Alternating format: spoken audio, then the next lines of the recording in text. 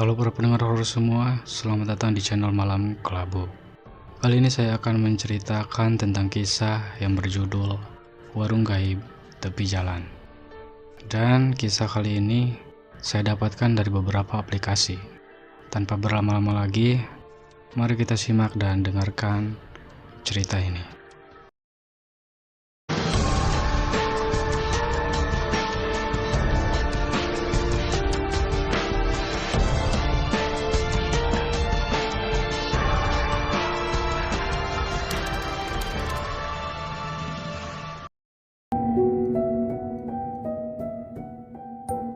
Perkenalkan, nama saya Adit. Saya ini kalau dari kampus selalu pulang larut malam.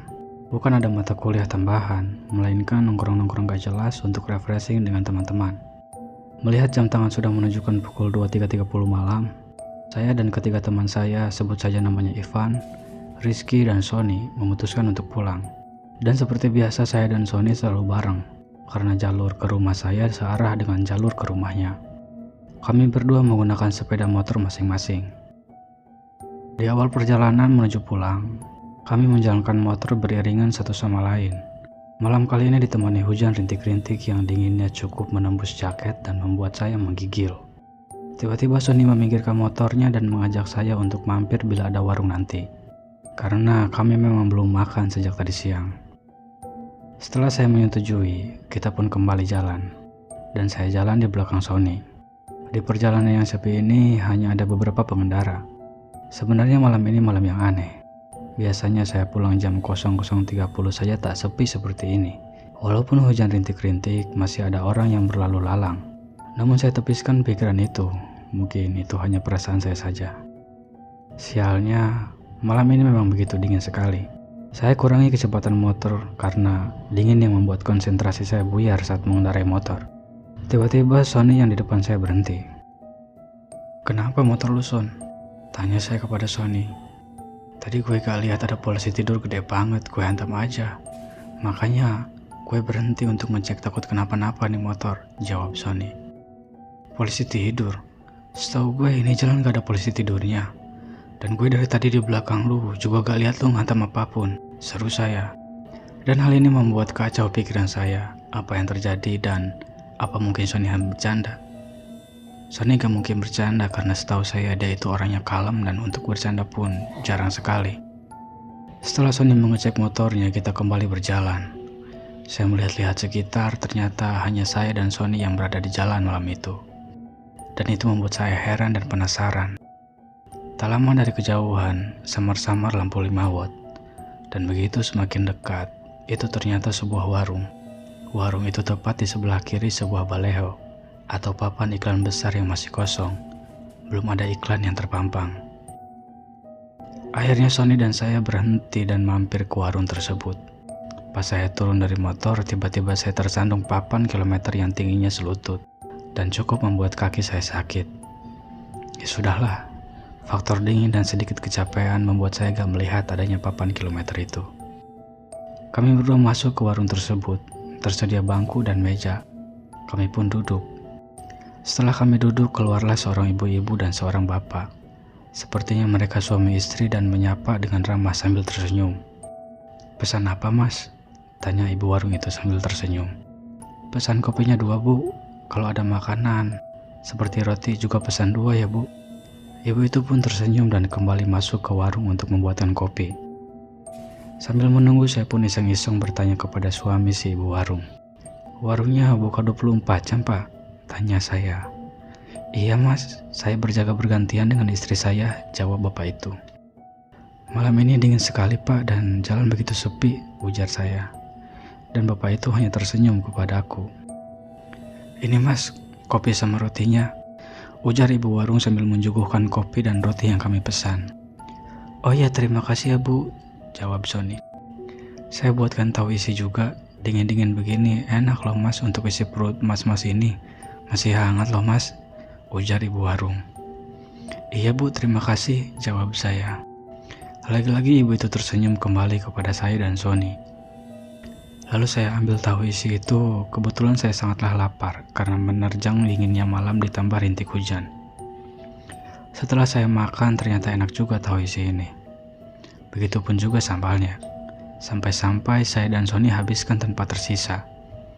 Seperti biasa sehabis makan, saya bakar sebatang rokok sambil menyeruput kopi hitam hangat. Beberapa saat kemudian, "Semua tadi berapa, Bu?" "Kopi 2, roti 2, dan tahu isi kita berdua habiskan." "Hehehe," ujar Sony sambil tertawa. "Semuanya 20.000, Mas," jawab ibu warung sambil tersenyum. Setelah kami membayarnya, kami pun segera melanjutkan perjalanan pulang.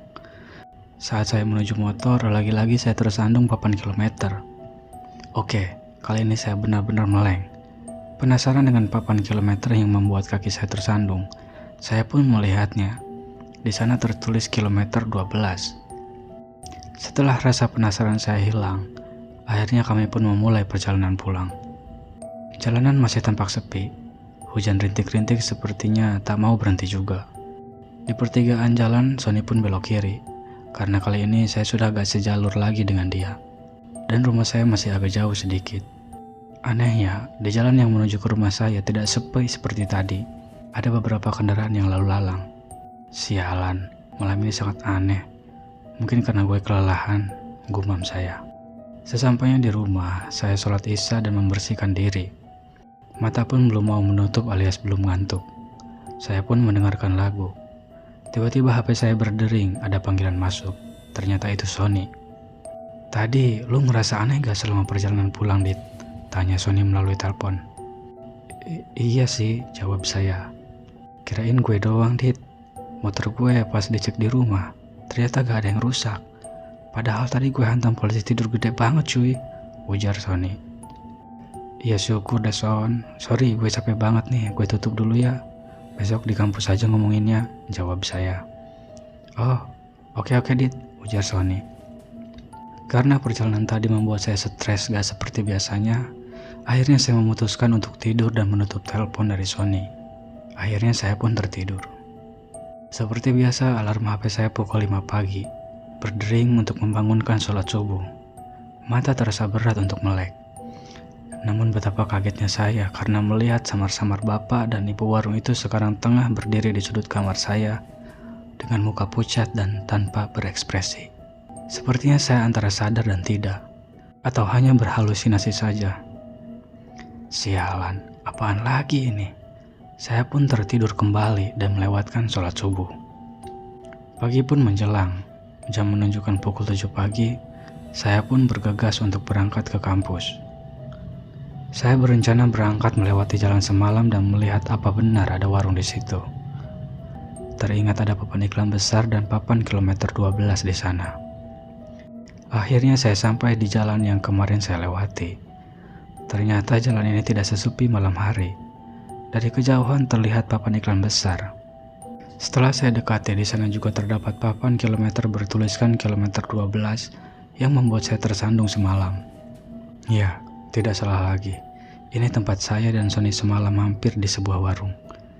Dan betapa kagetnya saya karena tepat di sebelah kiri papan iklan besar yang masih kosong itu, ternyata hanya sebuah kebun kosong yang ditumbuhi rumput ilalang dan semak belukar. Tidak ada satupun warung di situ. Namun di dalam kebun terlihat dari kejauhan, ada sebuah rumah kosong yang nampak tua. Rumah itu atapnya sudah runtuh sebagian. Entah saya berhalusinasi atau tidak, di sana terlihat sosok perempuan melambaikan tangan dari dalam rumah tua itu. Dengan jelas saya lihat rambutnya panjang, bergaun putih. Wah, itu membuat saya gemetar dan saya cepat-cepat starter motor untuk segera pergi dari tempat itu. Karena saya belum sarapan dan gemetaran akibat hal sialan tadi, akhirnya saya berhenti di tempat jualan nasi uduk. "Bu, nasi uduknya 1 ya," ujar saya. "Iya mas," jawab ibu itu. Jalan sekitar sini pun sangatlah ramai. Apa mungkin bila malam hari sepi sekali ya? Gumam saya dalam hati. "Ini mas, nasi uduknya." Ibu itu memberikan nasi uduk pesanan saya. "Iya bu, terima kasih bu," jawab saya. Rasa penasaran membuat saya bertanya kepada ibu itu. "Bu, apa kalau malam jalanan ini sepi sekali?" tanya saya. "Oh tidak Di, kalau malam di sini lumayan rame, apalagi ditambah truk-truk bermuatan yang diperbolehkan jalan di atas jam 10 malam," jawab ibu itu. "Oh begitu ya Bu," ujar saya. "Kenapa?